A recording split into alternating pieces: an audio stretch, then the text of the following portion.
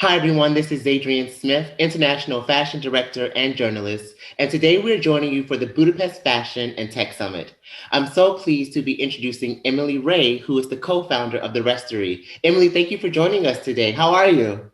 I'm good, thank you. Thank you for having me here. Of course. And you're joining us from London, correct? Yes, I'm in Right. London. Where are you? I'm in London as well, so we're probably a stone's throw away from each We could have done it in person. Right.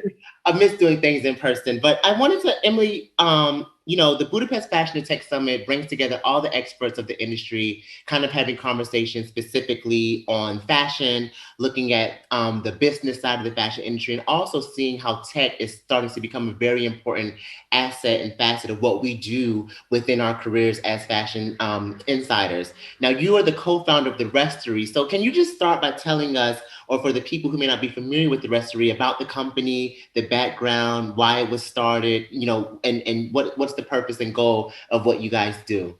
Yeah, absolutely. I mean, we launched back in 2017. And to be honest, it was really out of a personal frustration that there was no trusted aftercare and easy access to aftercare services in fashion.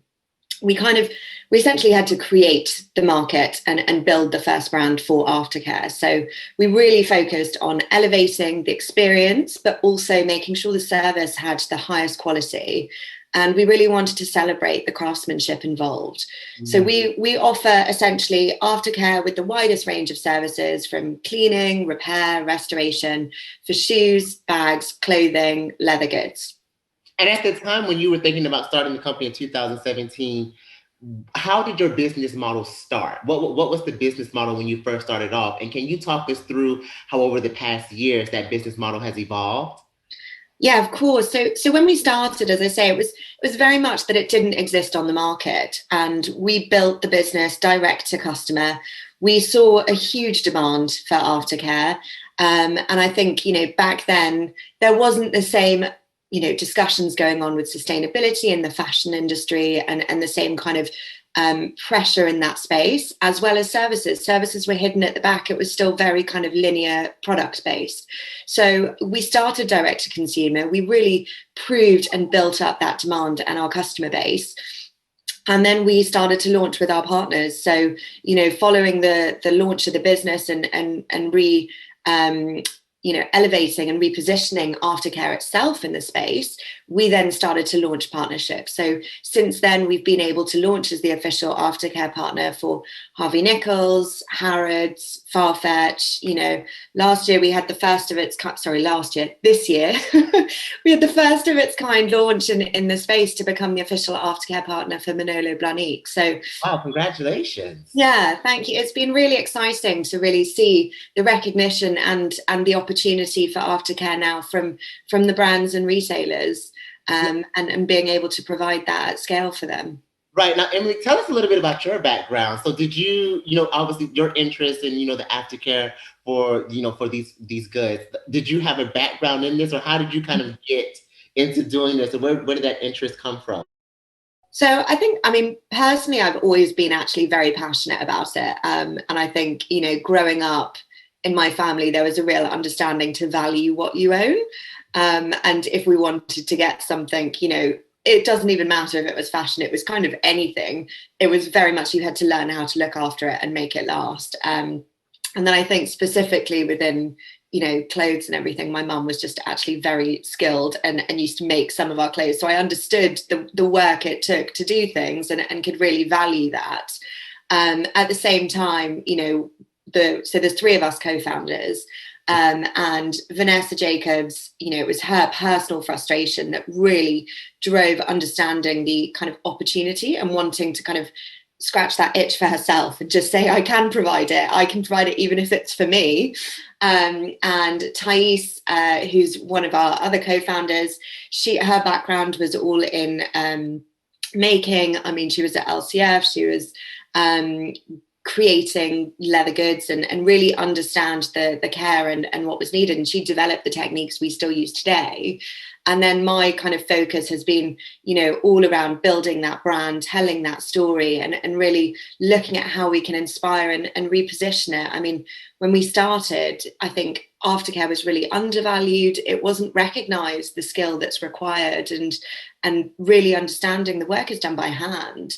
It's a very amazing process and incredibly complex. And I think what we've really focused on doing through the content and showing what it takes is allowing and educating people to really value that again, and to recognize it as an investment, not something that's like, oh, it's a quick fix, I'll just do it for now, but actually I want to really keep it, and you can value your product and make it last and understand what it takes to do that.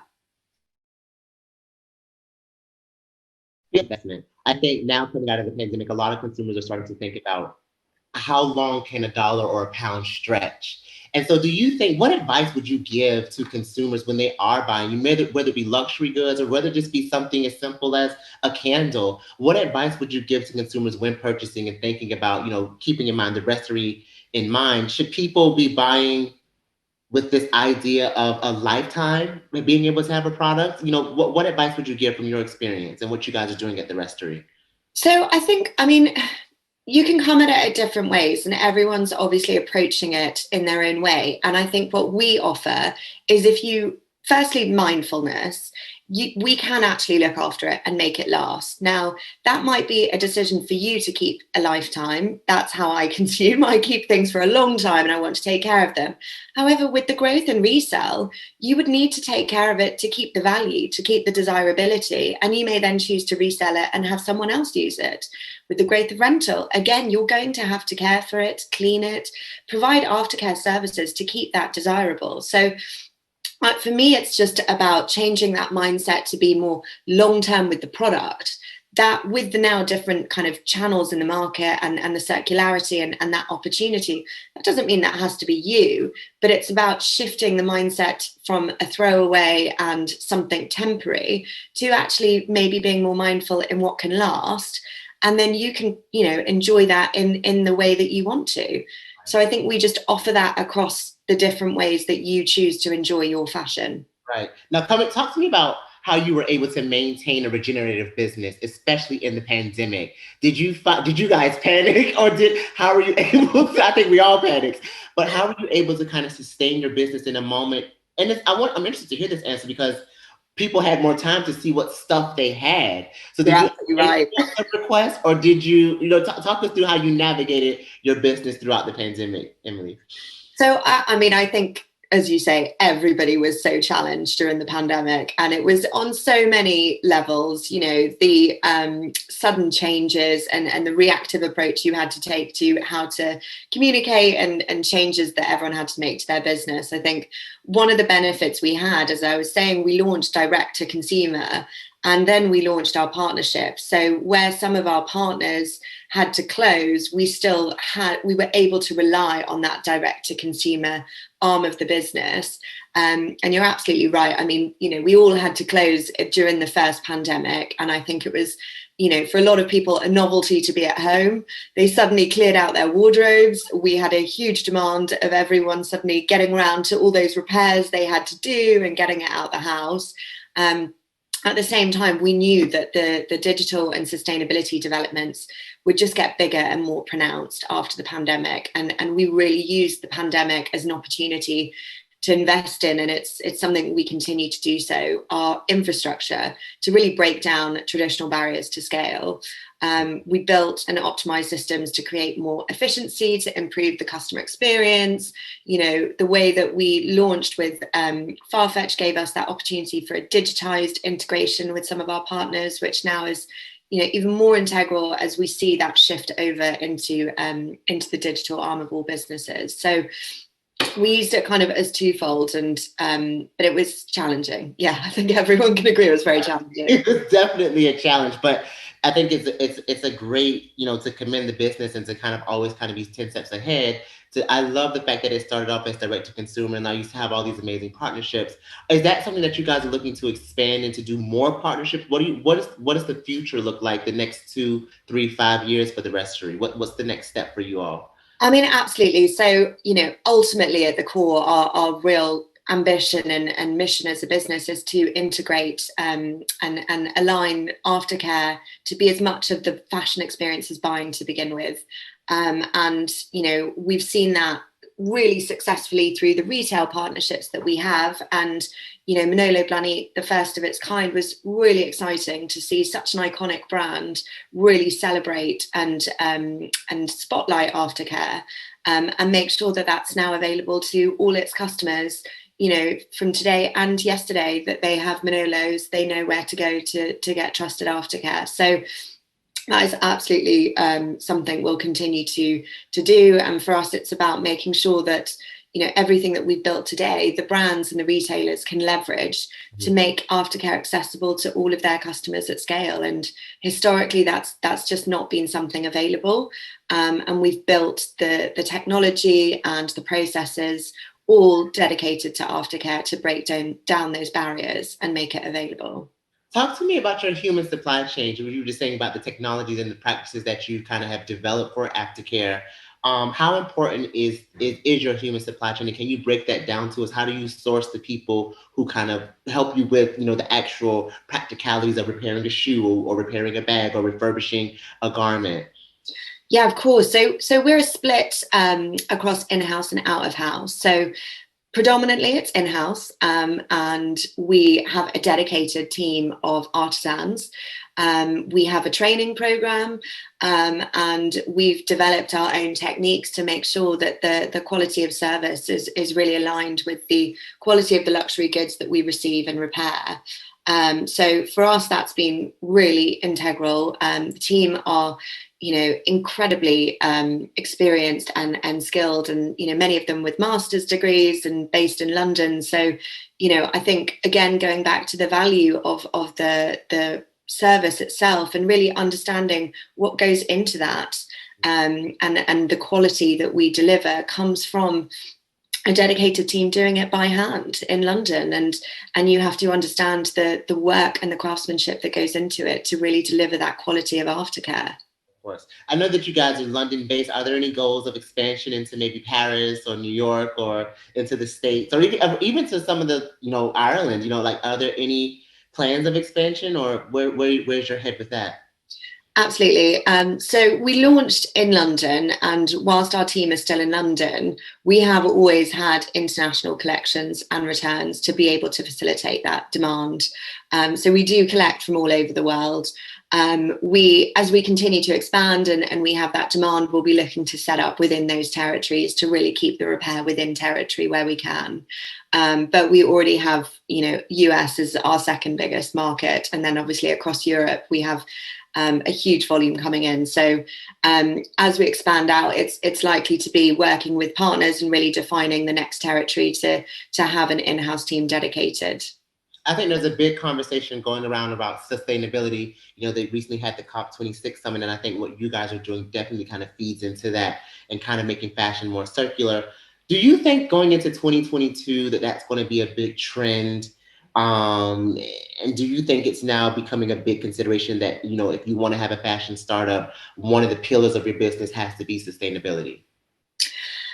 I mean, I do, yeah. I think as the market shifts and the demand really is there, from consumers as well. And now as we see it come into, government and there's certain legislation, the right to repair, for example, seeing that come through, it's coming from both sides. And I think there will be an absolute expectation across that. For us as a business, we've always been very clear, the focus is very much on repair. We don't have any vision to create new products, and we really want to be able to focus on the service itself and increasing the lifespan of product. And, I think, again, post-pandemic, there is you've seen the growth in collaboration, and there are a lot of businesses starting up to solve some of these problems, and it's about leveraging that as a business if that is not your core, and working together to really deliver those more sustainable services and options across businesses. Right. Great. I think I want to ask you about your consumer, because it's a very specific thing that the Restory does. Are you finding that it's more, I'm assuming that it's more female based and probably an older female, but what's the consumer kind of breakdown with regards to the Restory consumer? I mean, to be honest, I would argue everybody in their wardrobe has something that needs some aftercare. So I would say it's for absolutely everybody. You are right. It is at the moment a bit more female. And we see, we still have men product and clients coming in. But the shift, I guess, is around more of the services and the demand. So when it comes to kind of trusted aftercare and more of the standard repairs, our pricing is actually pretty competitive. I mean, a stiletto reheal is £20. Oh, wow. And some of the resoles, £35. And to do that to the quality and, really make it align with the original product means that we can reach a much wider audience. At the same time, if you're looking for advanced, really bespoke services, that can increase the price and really change the consumer. But we offer and reach a vast range of customers, and actually is much, it's not dedicated to an older woman, it's actually quite broad. Right. And I think we see that continue to grow again with the demand in sustainability and the engagement within how to care for items. And alongside the services that we offer, I'm really passionate that we are also educating our customers. And we're always, offering guides for how to at home, how you store your items, how you increase longevity, how to care for leather goods, all the things that you need to understand that, whilst you might not need to send it to the experts yet, mm-hmm. there are things you can do at home that will help increase longevity and look after your product. So, yeah, we reach a really diverse audience. And then do you do jewelry as well? I literally just had a bracelet the other week that got tangled, and I had to take it back to Cartier to get it untangled. And they're like, it's going to be 3 weeks and it's the holidays. I was like, no, I need it. I also just looking at do you want to become a head to toe, like hats, really? or where in regards to that, where are you guys at? The whole thing. So we actually launched with shoes. Most people think we launched with bags, but then as that demand grew, we grew into bags because it was very much, can you do this? Can you do that? So our customer we've kind of got this reputation of, if you don't know where to go to the Restory and they'll help you out. And what we then launched in August, based on the customer feedback, and we're really led by that, is clothing. So in August, we launched clothing where we offer, cleaning, alterations, knitwear, repair, everything, zip replacement, buttons, invisible mending, everything. So we've now kind of covered that basket of services, which means the customer can have just one stop, drop everything into a box, send it over to us, and we can take care of it.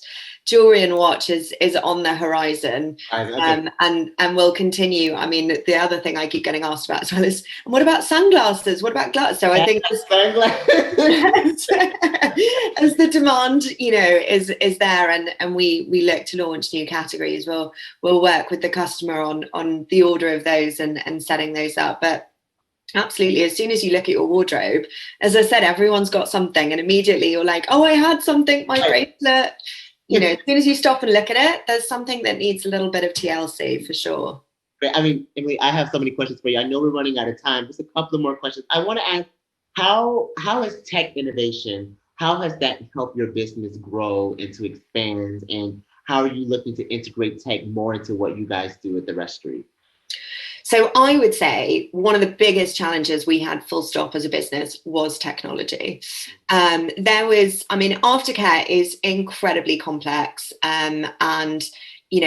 What we saw was there was absolutely nothing off the shelf that had been built for an aftercare customer journey, order management system. I mean, the list goes on to actually deliver that at scale, what is needed.